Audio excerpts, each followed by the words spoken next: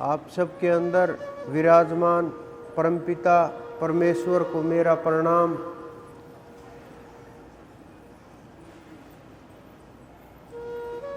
इस संसार के अंदर अनेकों प्रकार के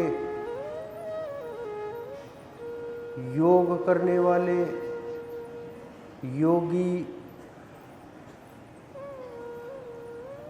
जो योग के माध्यम से अपनी काया कल्प करते हैं, जिन्होंने योग के माध्यम से अपनी आयु को बहुत लंबा किया, वो लोग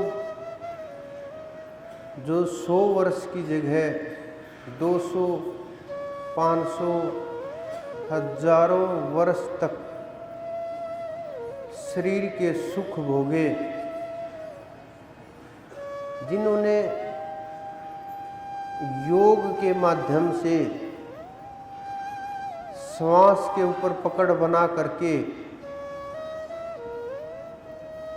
अपनी आंतों को और पूरे शरीर को, यानी पूरे शरीर को इस तरह से तैयार कर दिया कि लंबे समय तक युवावस्था रहे।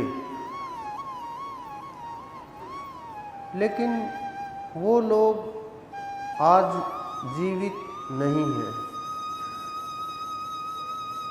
जो ये प्रयास करते हैं कि हम लंबे समय तक रहें, वो रह जाते हैं, सांसारिक सुख भोग लेते हैं, लंबे समय तक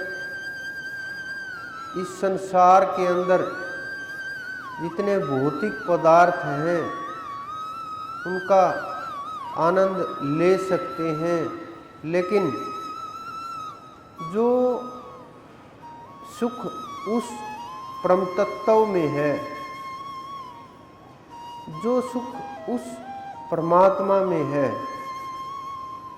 जो सुख उस अनंत में है, वो नहीं भोग पाते। क्योंकि बहुत से योगी लोग जिन्हें मात्र शरीर का अभ्यास होता है, वो वहाँ तक नहीं जा सकते। मात्र शारीरिक योग के द्वारा, शारीरिक शुद्धियों के द्वारा वो योग सिद्ध नहीं होता। उस योग को सिद्ध करने के लिए शब्द की आवश्यकता होती है, ध्यान की आवश्यकता होती है और साधन करने की आवश्यकता होती है। लेकिन बहुत से लोग इतने हड़बड़ाहट में रहते हैं, ध्यान कर नहीं पाते।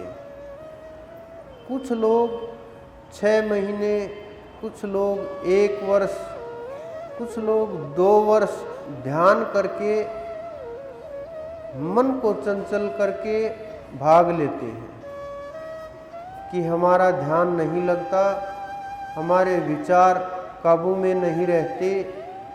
साधको ध्यान लगे ना लगे, लेकिन आसन जरूर लगाना चाहिए, सिमरन के ऊपर जरूर बैठना चाहिए, आखिरी श्वास तक बैठना चाहिए। कुछ लोग भाग दौड़ में रहते हैं कि बैठ तो गए लेकिन बैठे नहीं हैं। कुछ भी करके, कैसे भी प्रयास करके साधना हो ना हो, लेकिन अभ्यास बंद मत कीजिए।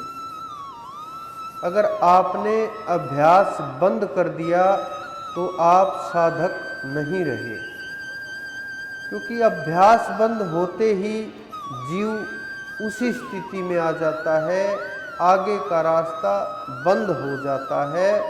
उन्हें आगे जो बढ़ना होता है जिसके कारण से जीवन मुक्ति का मार्ग खुलता है, वो जीव अपने आप ही बंद कर लेता है। बस ये मान करके कि मेरा ध्यान नहीं लगता, मुझे क्यों बैठना है, मुझे क्या आवश्यकता है, मुझे क्या मिलेगा। आपको पता नहीं, बैठने मात्र से, नाम जपने मात्र से करोड़ों करोड़ कर्म कट जाते हैं। जिस प्रकार से आप बैठे, कोई विचार आया, मन एकदम दुखी हुआ, ध्यान भंग हुआ, ध्यान बटते ही फिर जब वो कर्म जाएगा तो ध्यान भी ठहराव में आने लगेगा। ये कर्म हिलोरे मारते हैं, कर्म हिलते हैं।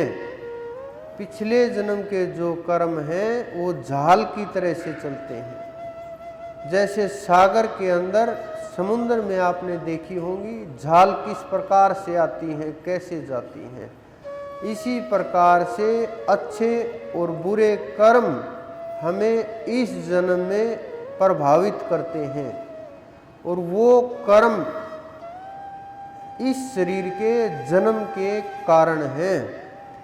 और जब तक वो समाप्त नहीं होंगे, ये जन्म चलता रहेगा। लेकिन ध्यान के द्वारा, नाम के द्वारा उन कर्मों को कमजोर किया जा सकता है। उसमें गुरु सहयोग करते हैं।